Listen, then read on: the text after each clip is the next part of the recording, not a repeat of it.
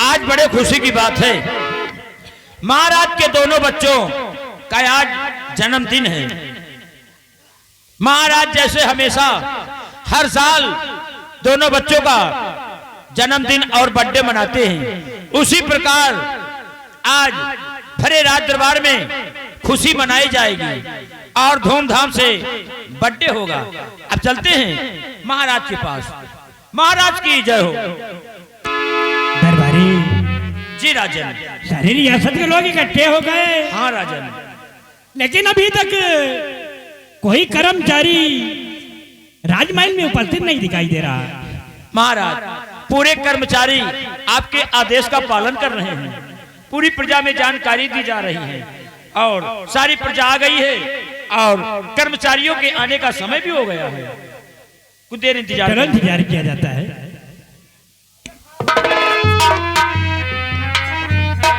आओ मैं अपनी सीमा सरहद से इस वक्त इस पर्वतगढ़ भरे राजमहल में उपस्थित हो गया हूँ महाराज।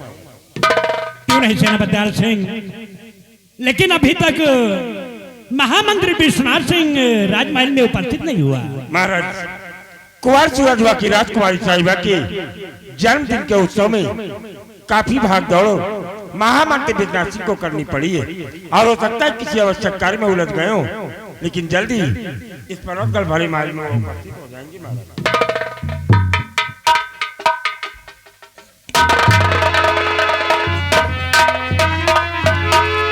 महाराज की जय हो।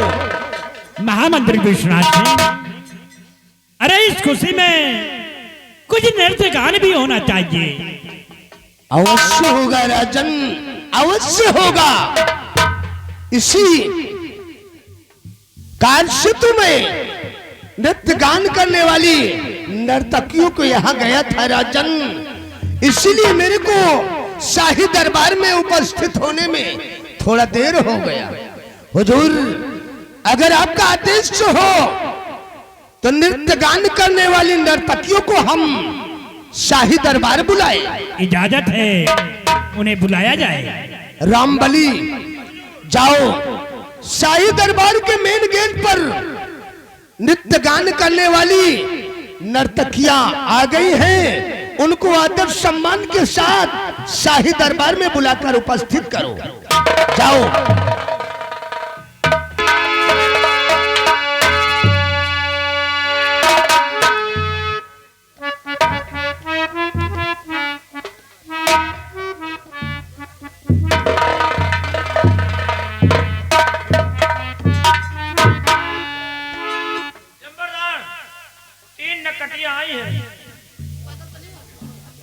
क्या बोला रे? तीन नक्कटियां आई। अच्छा, नक्कटियां ना ही रहे, नर्तकी, नर्तकियां, नाच गाना करने वाली। साला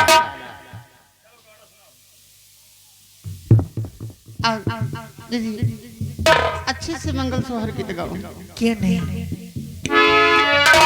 हो सवेरे जागी गई हा ए हो नंदी लाला, सवेरे जागी गई हा ए हो नंदी लाला।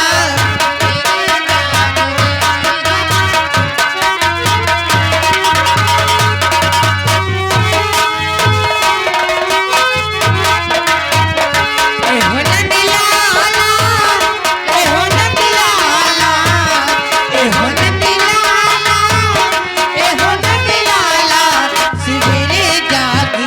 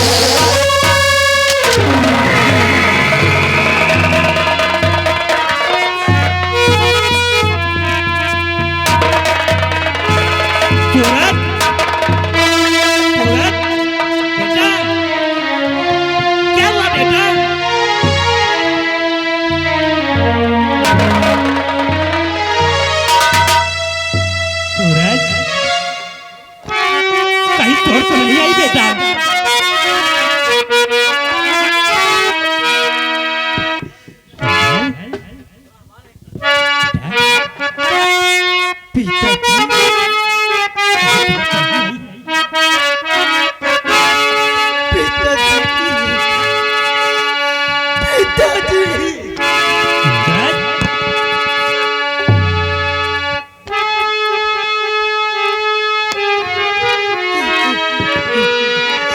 पिताजी चोट आई नहीं कुछ पिताजी मुझे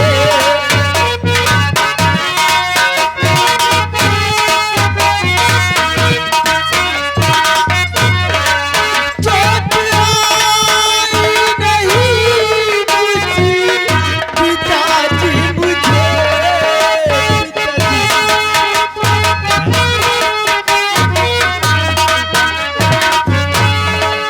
चोट आई नहीं कुछ पिताजी मुझे लेकिन कुछ भी समझ में आता नहीं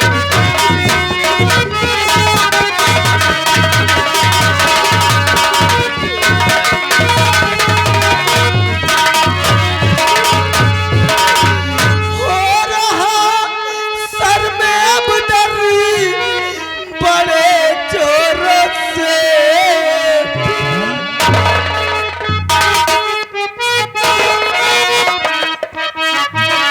हो रहा सर में अब डर बड़े जोरों से आग से मेरे कुछ भी दिखाता नहीं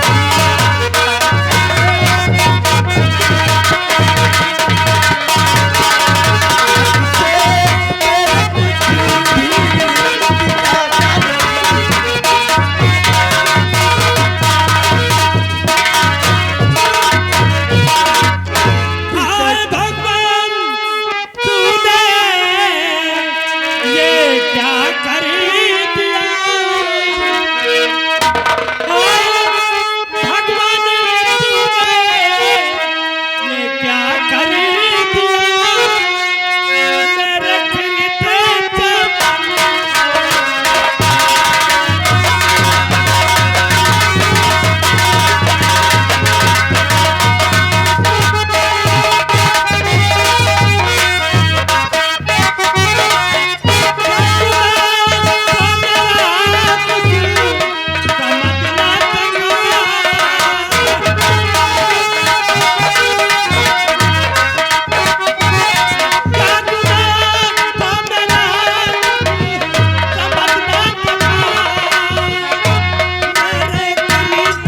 चमन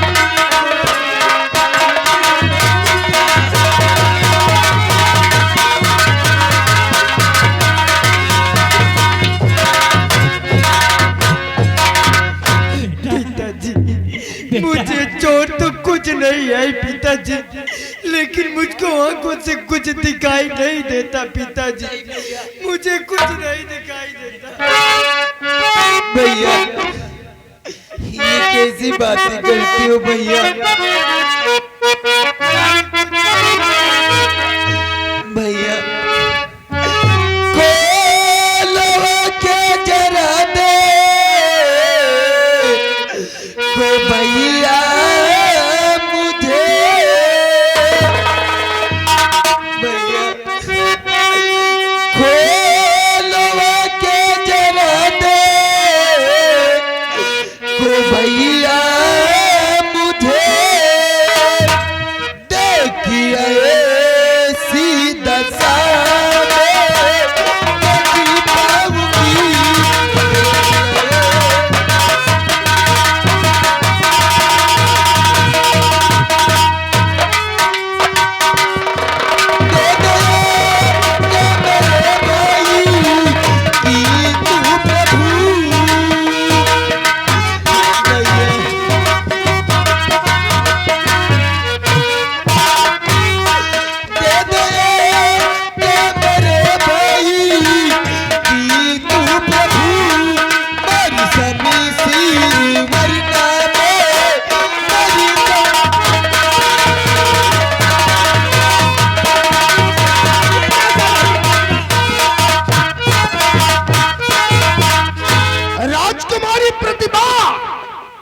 तुम्हारे आत्महत्या करने से क्या युवराज की आंखों में रोशनी आ जाएगी?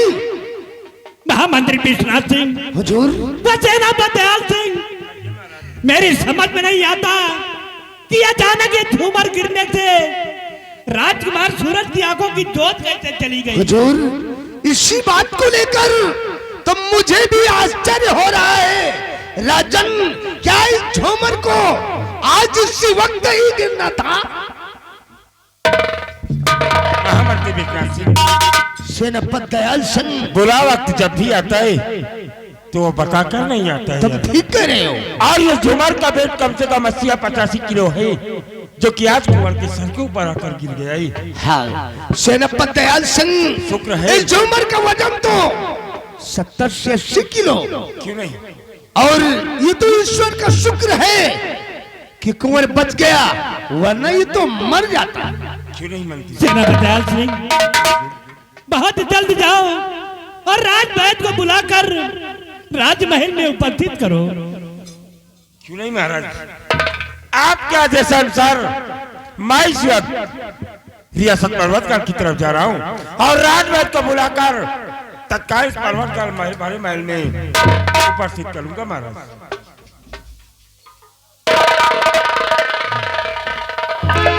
बिस्मिल्लाहिर्रहमानिर्रहीम, अल्हम्दुलिल्लाहि रब्बिल आलमीन, अर्रहमानिर्रहीम, अल्लाहु अकबर।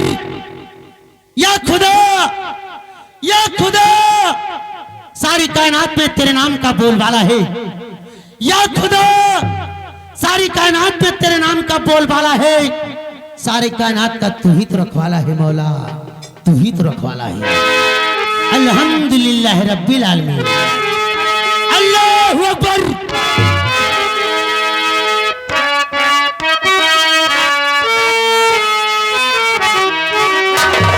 रहमत से खुदा,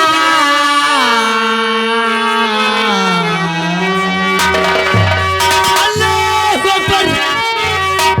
रहमत से खुदा सबके ईमान जगाते।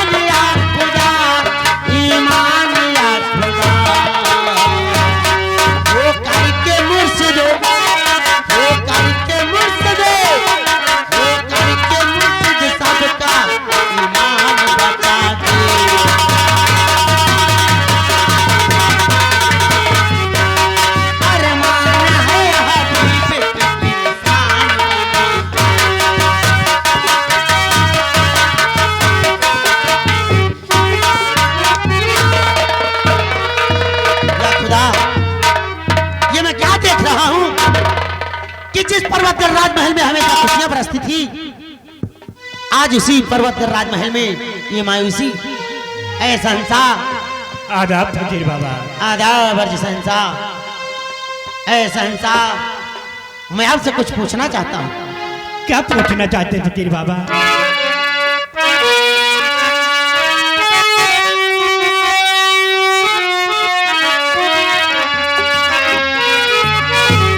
हुआ महल सुनसान है, जो हो सब बेहाल।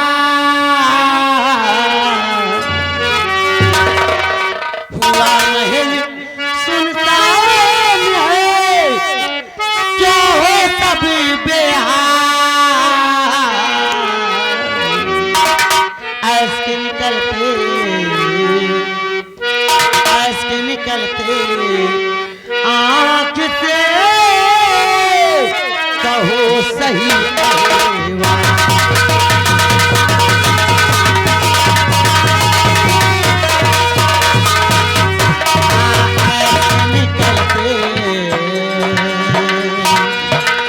ऐसे निकलते आँख से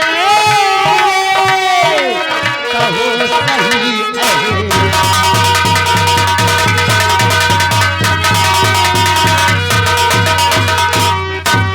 संसार आखिर बात क्या है कि राजमहल में मायूसी छाई है और आपके आंखों से आंसू निकल रहे हैं? फकीर बाबा, मेरी उदासी का कारण जानना चाहते हैं? जरूर संसार। क्या बतलाऊं आपसे गए रूठ भगवान? क्या है? बतलाऊं आमीन। आपसे गए रूठ भगवान।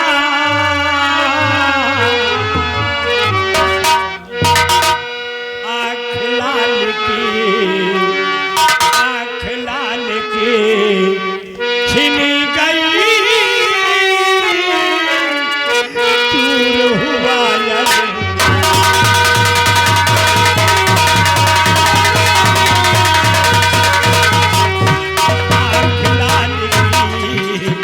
आँख लाल के छिन गई, चूर हुआ।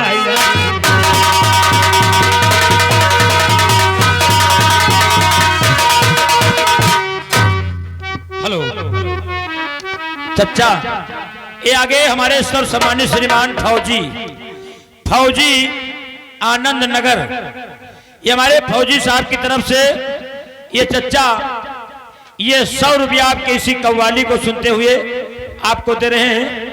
तय के फौजी साहब के घर चले जाओ चचा, अल्लाह उन पर नजरे करम करेगा। फौजी आए रात में चौंक चौंक जात है। खुदा के नजर करम से सब ठीक हो जाएगा बेटा। और लिया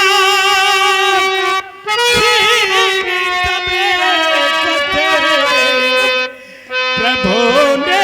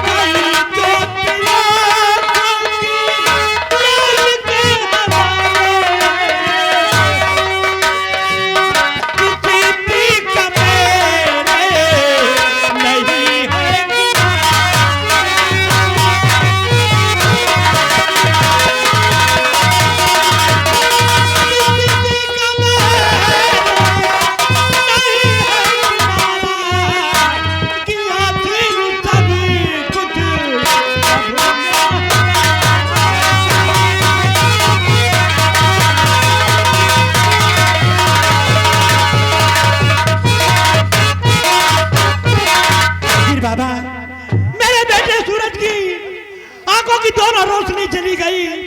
इसी कारण हम लोग सभी व्याकुल हैं। ऐ संसार, दुनिया में जितने भी जीव आए हैं सबको एक न एक दिन अहद कवायद करना पड़ता है, मतलब निश्चित रूप से घोर संघर्ष करना पड़ता है, तभी उसको जीवन को सही राह मिल पाती है। ऐ संसार, मैं आपके शहजादे को एक बार अपनी नजरों से देखना चाहता हूँ। देख लीजिए फकीर बाबा। अल्हम्दुलिल्लाह।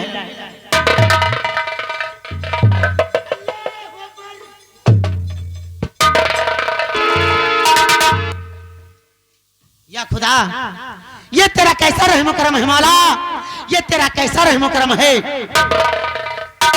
ऐ संसार, आप मायूस ना हो।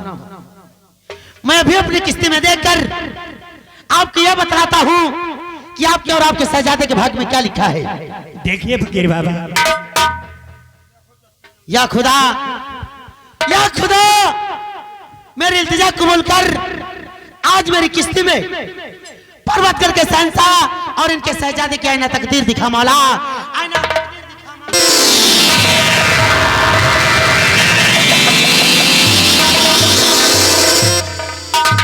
ऐ शहंशाह, आप मायूस ना हो। आपके शहजादे की आंखों की खोई हुई रोशनी फिर से वापस आ सकती है। क्या मेरे बेटे की खोई हुई आंखों की रोशनी फिर से आ सकती है? ऐ शहंशाह,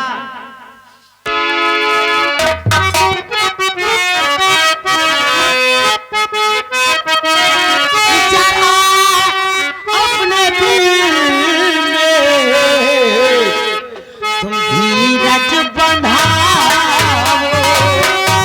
जरा अपने दिल में तुम धीरज बंधाओ।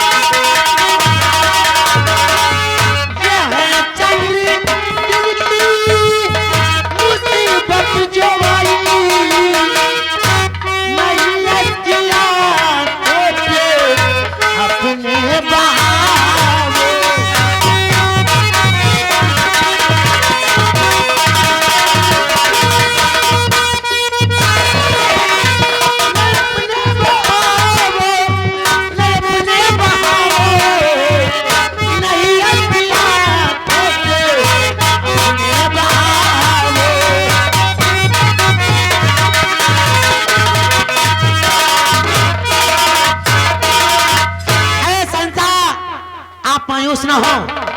आपके शहजादे क्या कि कोई खोई हुई रोशनी फिर से वापस आ जाएगी। कैसे आ जाएगी फकीर बाबा? यहाँ से 1400 कोस दूर पारस लोक है और पारस लोक की शहजादी पारस परी के चमन में बोलते हुए गुलाब का फूल है। उस बोलते हुए गुलाब के फूल को लाकर अपने शहजादे के मस्तक से स्पर्श करा दोगे तो तुम्हारे शहजादे की खोई हुई आंखों की रोशनी फिर से वापस आ जाएगी। लेकिन फकीर बाबा, ये 14,000 कोस दूर कौन इंसान जाएगा? ऐसा इंसान, दुनिया में इंसान की जरूरत ही इंसान से क्या कुछ नहीं करवा सकती।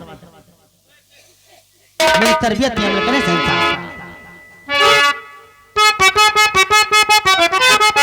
बात को समझे, अब सुनो ध्यान से, शाही वर्ष 14 का करेगा सफर पूरा। वर्ष 14 का करेगा सफर पूरा। जो शरीर को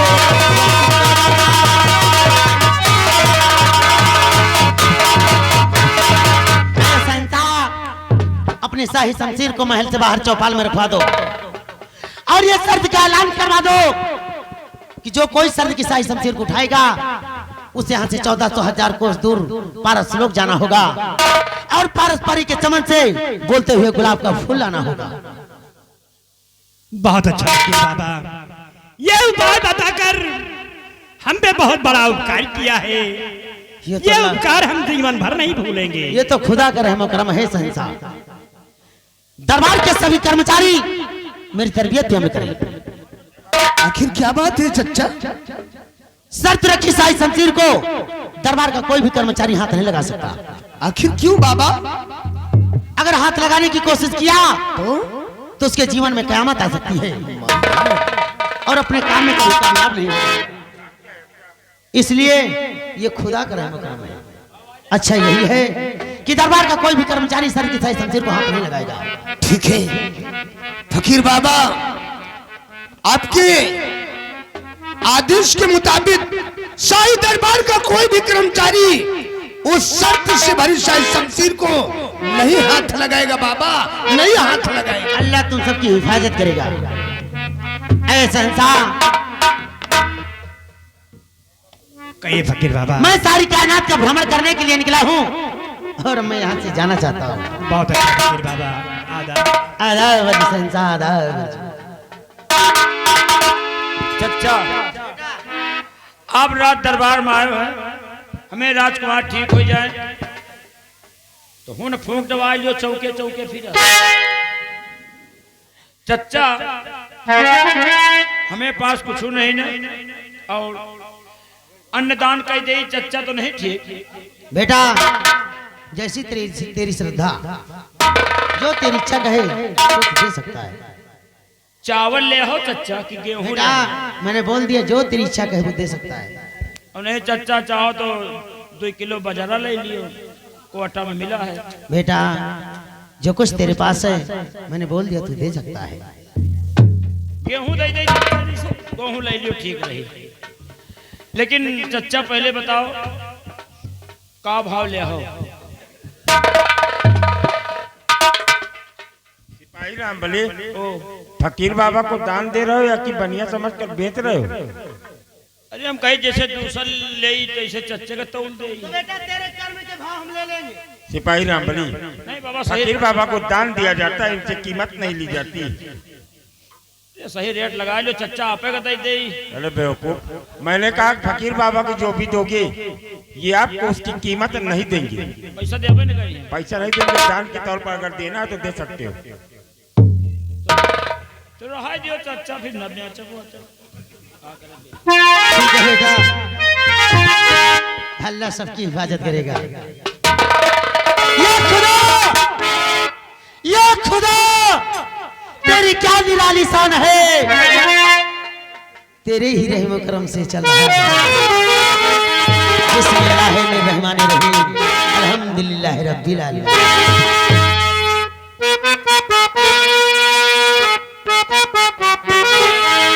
उसने कहा है होश में रहना, उसने कहा है होश में रहना।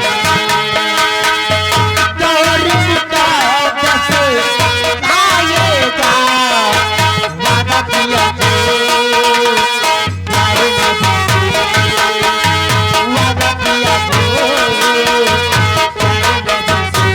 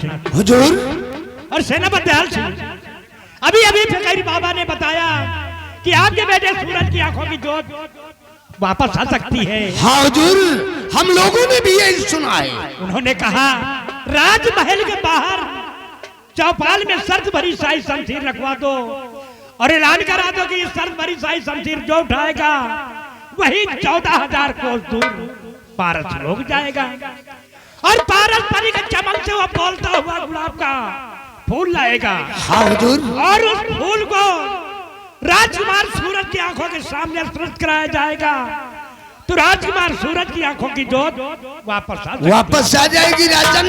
हम लोगों ने भी यही सुना है और फकीर बाबा ने यही कहा है। लेकिन हुजूर तुम्हें करना क्या है? क्या करना है? राजकुमार की आखिर रोशनी आ जाए, हमारे सबके रोशनी चाहे चली जाए। महामंत्री विश्वनाथ सिंह, हुजूर राजमहल के बाहर चौपाल में सत्य की शाही शमशीर रखवा दो और ऐलान करा दो कि सत्य की शाही शमशीर जो उठाएगा वही 14,000 कोस दूर पारस लोग जाएगा और पारस परी के चमन से वो बोलता हुआ गुलाब का फूल लाएगा। ठीक है हुजूर, आपके हुक्म की तामील होगी। आप जैसा कहोगे वैसा ही हम करेंगे राजन। लेकिन राजन, बगैर कोई शर्त के, बगैर कोई लालच के 14,000 कोस दूर पारस लोग पारस परी के चमन से बोलता हुआ गुलाब लाने के लिए कौन जाएगा राजन? कौन जाएगा? तुम सत्य कहते हो विश्वनाथ सिंह, बिगर लालच के ऐसा कार्य कोई नहीं करेगा। कोई नहीं करेगा राजन। ऐसा है कि उसमें शर्तें कुछ छुपी होनी चाहिए। क्यों नहीं हुजूर? उसमें हमारी तरफ से शर्तें लाने वाले शख्स को हमारी तरफ से हम उसे आधे राज का मालिक बना देंगे और साथ में राजकुमारी प्रतिभा की शादी उसके साथ रचा देंगे। ये शर्त उस शाही शमशीर पर छुपी होनी चाहिए। ठीक है हुजूर, जैसा आपका हुक्म वैसा ही हम करेंगे राजन। अभी अभी चलकर हम चौपाल में शर्त भरी शाही शमशीर रखवाने का प्रबंध करूंगा और पूरी रियासत में ऐलान करवा दूंगा राजन, ऐलान करवा दूंगा। हेलो, ये आगे हमारे सर्व सम्मानित श्रीमान हमारे मान्य श्री बब्बन ठेकेदार राजापुर निवासी, ये जो अभी सीन चल रही है हमारे बब्बन ठेकेदार की तरफ से ये 100 रुपया इसी सीन को देखते हुए स्पेशल इनाम है। पार्टी को से धन्यवाद। और सेनापति दयाल सिंह, उस शर्त भरी शाही शमशीर पर निगरानी आपकी रहेगी।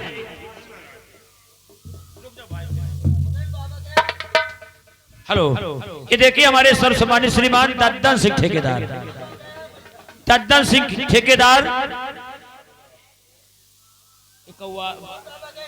चंदा है कि कौवा है, इनाम है।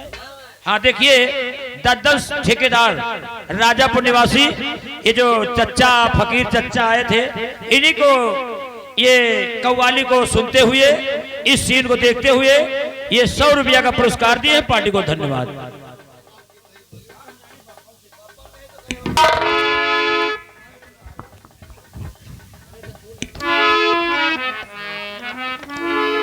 सेनापति दयाल सिंह, आओ सूरज को लेकर हम राजमहल चलते हैं।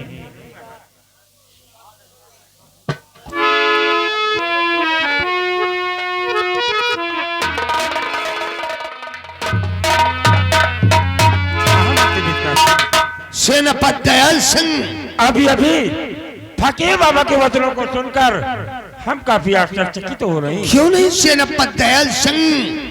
इसी बात को लेकर तो मेरे को भी अफसोस हो रहा है कि हम लोग शर्त भरी शाही शमशीर को हाथ भी नहीं लगा हाथ नहीं लगा सकते।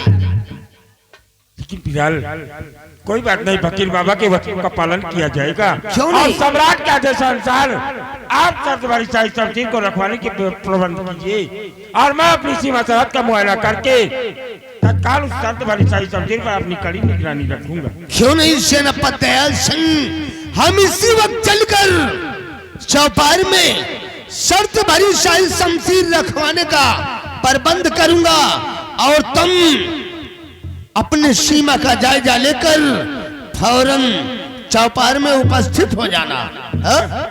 ठीक है मंत्री जी, मैं इस वक्त सीमा सरहद के लिए प्रस्थान करता हूँ। चलिए मेरे दोस्त, नमस्कार।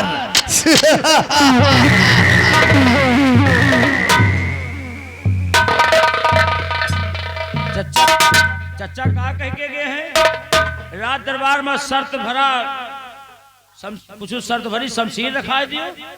रंबलिया फकीर बाबा ने बोला है कि राजमहल के बाहर जो चौपार है, चौपार के अंदर शर्त से भरी शाही शमशीर रखवा दिया जाए और पूरी रियासत में ऐलान करवा दिया जाए, जो शख्स और शर्त से भरी शाही शमशीर को उठाएगा वो 1400,000 कोस दूर पारस लोक जाएगा और पारस परी के चमन से बोलता हुआ गुलाब को लाएगा और राजकुमार सूरज की आंखों में स्पर्श कराएगा तो उसकी आंखों में रोशनी वापस आ जाएगी, ऐसा बोला है। लेकिन चचा यहो तो कहीन है कि रात दरबार का कोई कर्मचारी उस शर्त भरी शमशीर को नहीं उठाएगा।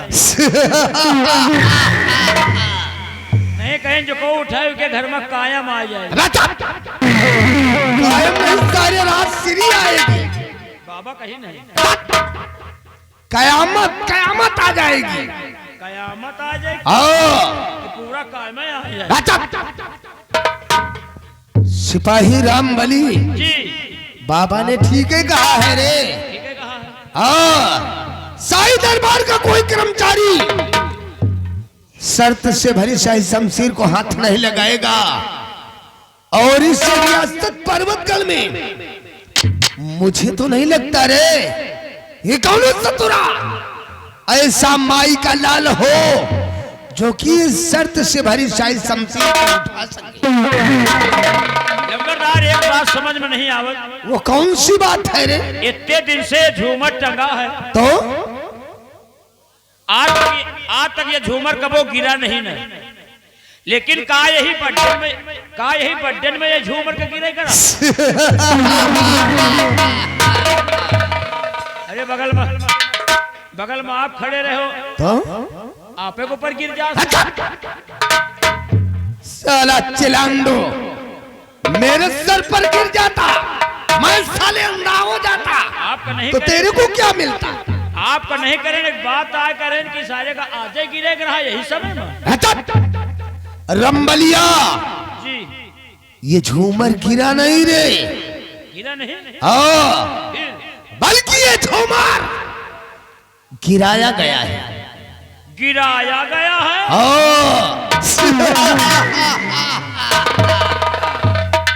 या कौन गिराई की मैया गंगा का एक बार बता जो सारा गिराई हुए ना तो हम गंगा कसम रात दरबार में बैठा है कि उनके हम 50 जूता मारी और हम जाने गिरा है आप कहा तो गिराया गया है। रंबलिया साला कौन गिराइश है? ये झूमर गिरा नहीं, गिराया गया है।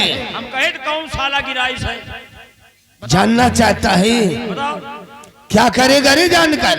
हम कहे तो बताए दियो उनका केवल एक बार, तो एक बार हमका बताए दियो कि ये गिराए न फलाने।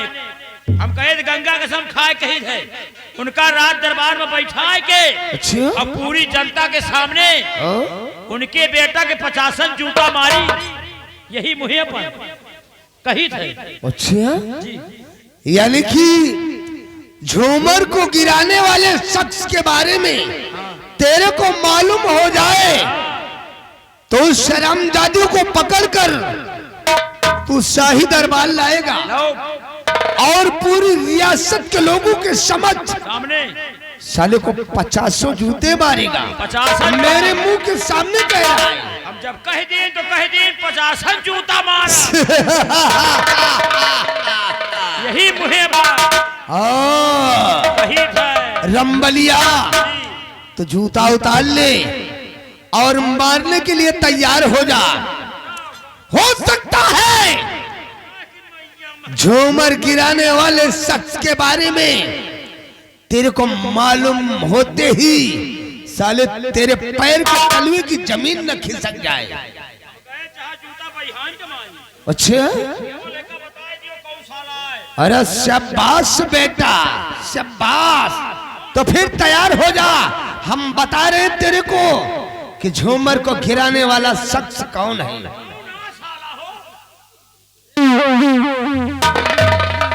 रामबली तो जरा गौर से सुनो, मैं बता रहा हूं। झूमर को गिराने वाला शख्स कोई और नहीं, ये राज मंत्री ठाकुर विश्वनाथ प्रताप सिंह।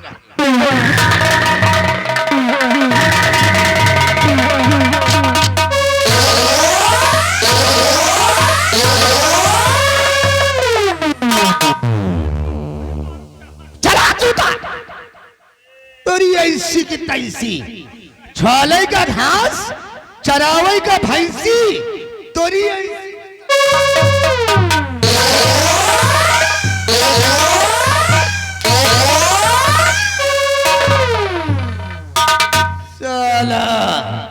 और होत ना तो मार के गिराए दे।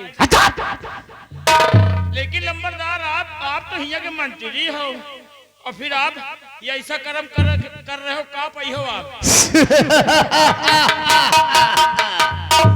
रंबलिया झूमर को मैंने गिरा दिया, लेकिन फिर भी साला जिंदा बच गया रे, जिंदा बच गया। जिंदा बच गया। अरे राजकुमार का मरे का मनावा तो कहा। रंबलिया मैं सोच रहा था कि झूमर को गिरा दूंगा। झूमर का वेट 70 से 80 किलो है। हाँ 70-80 किलो से कम नहीं तुझे। और उसके सर पर गिरेगा राजकुमार सूरज मर जाएगा, मर जाएगा। और एक दिन महाराज चंद्रपाल सिंह का निर्नामो इस दुनिया से मिटा दूंगा। उसके बाद राजकुमारी प्रतिभा के साथ अपनी शादी रचाऊंगा और इस रियासत पर्वतकर का मैं शहंशाह कहलाऊंगा। लेकिन तो राजकुमारी प्रतिभा के साथ है अपन शादी रचाई।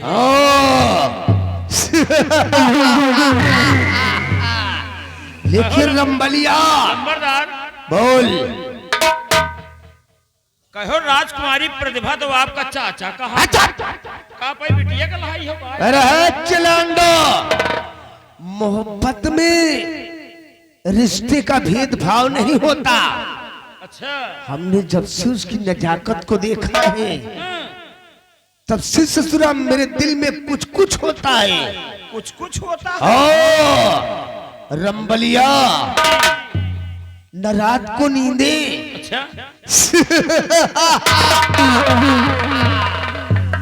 न रात को नींदे, न दिल में करार। मोहब्बत भी क्या चीज होती है यार। हमारा दिल बार बार यही कहता है कि राजकुमारी प्रतिभा को कितनी जल्दी अपने सीने से लगा लूं। सीने सीना का बात छोड़ो, लेकिन मेरे को अवसर नहीं मिलता रे। सपना समझ के भूल जाओ। क्यों? राजकुमारी आज तक राजमहल से कबो बाहर निकलबे नहीं, ना निकली है ना निकली है। रामबली, इसलिए तो मेरे को अवसर नहीं मिलता रे। लेकिन रंबलिया जी, आज मैं कसम खा के कह रहा हूँ, कसम खाए के आज मैं कसम खा रहा हूँ, राजकुमारी प्रतिभा शादी तुम ही से रचाऊंगा,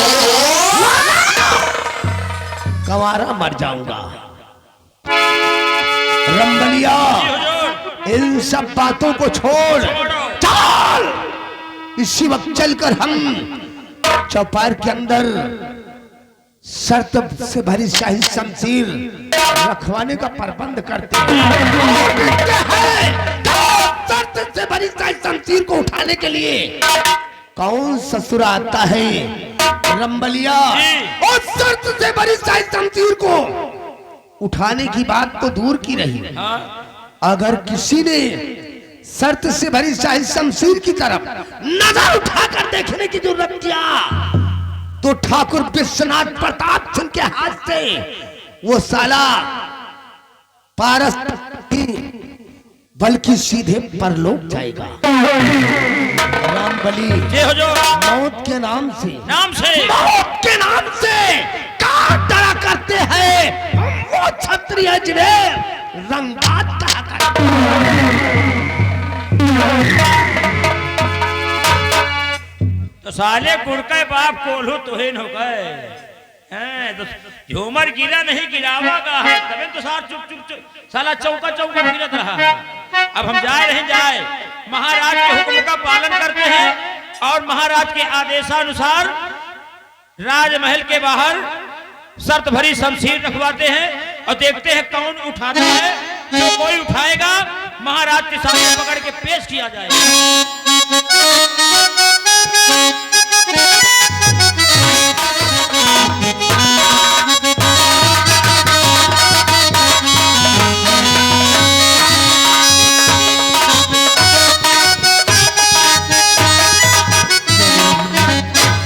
कहती है गरीबी से भैया हमारा नाम रामतिया है, हमारी पति दुनिया में नहीं रही। आज के दिन से हमारी तबीयत खराब बा, घरे में दवाई करोगे को पैसा नहीं। एक हमारा बिटुआ है जिकर नाम किशन लाल, वो सारा दिन खेले कूदे के चक्कर में पड़ रहा था, खाए पिए का फिक्र नहीं।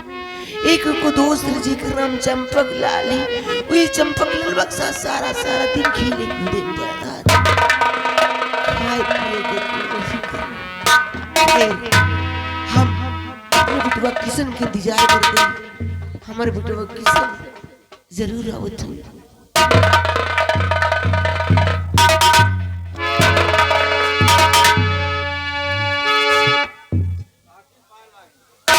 खुश रहा चंपक लाल बिटुआ।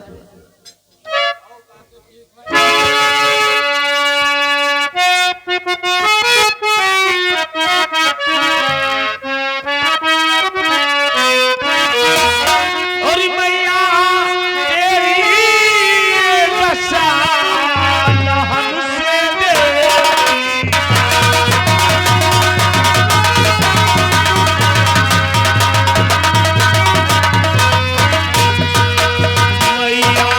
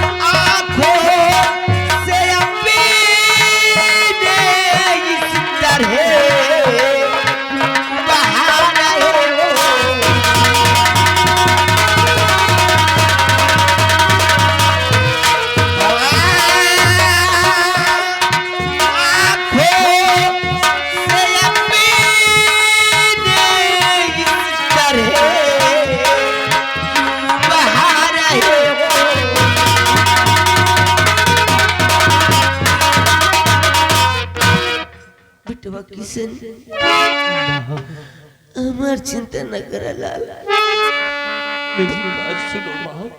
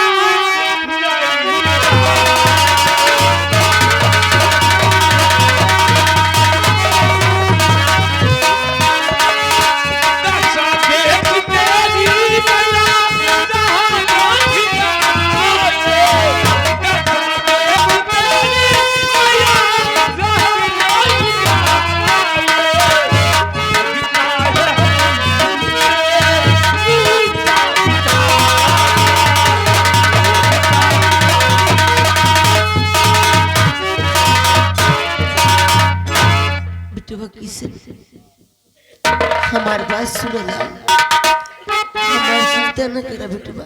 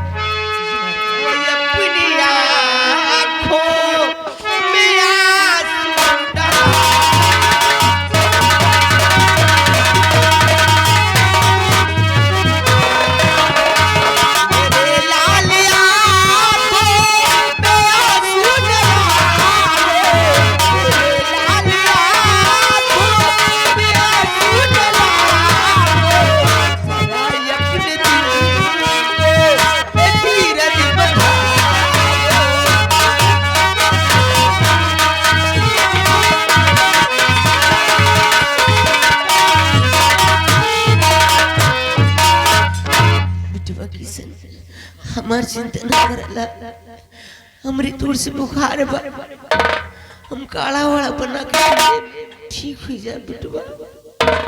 माँ आपको बहुत तेज बुखार है माँ, और आप कह रही है कि मैं काढ़ा बना कर पी लूंगी, लेकिन माँ मैं आप आज कोई बात नहीं सुनूंगा।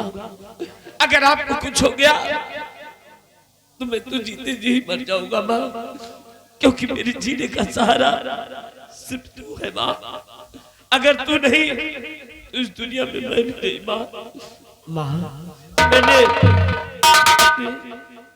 इसी रियासत के महाराज के बारे में सुना है कि महाराज बहुत ही दयालु किस्म के आदमी है माँ।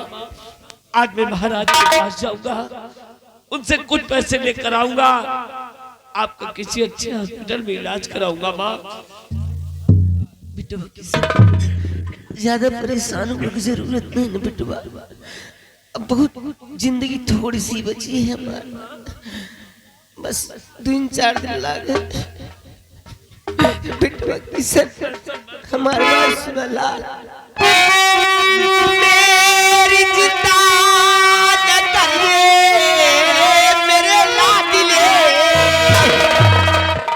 मेरी चिंता न करिए मेरे लाडले, कर सबरी याद कर भगवान को,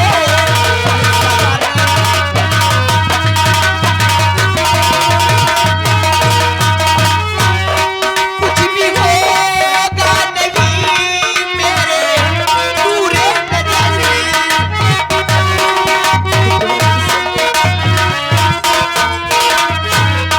कुछ भी होगा नहीं मुझको पूरे नजर, कर सबरी याद कर भगवान को,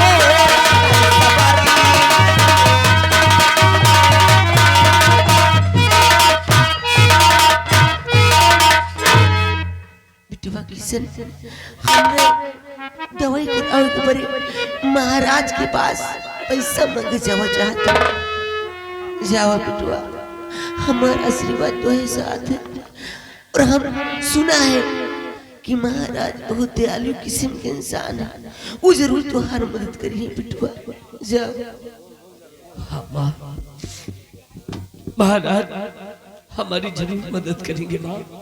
अगर आपको कुछ हो गया तो इस दुनिया में मेरा कोई आपकी सिवा नहीं है माँ। माँ बचपन से लेकर आज तक आपने माँ और बाप दोनों बनकर मेरी परवरिश किया है माँ। कभी भी मुझे किसी चीज की कमी नहीं होने दिया माँ। अगर आपको कुछ हो गया तो मैं तो जीते जी मर जाऊंगा माँ। माँ मेरी बात सुनो माँ।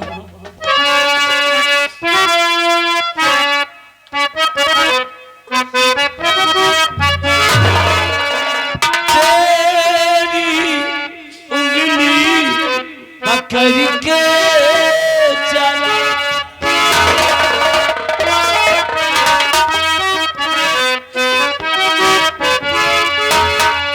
तेरी उंगली पकड़ के चला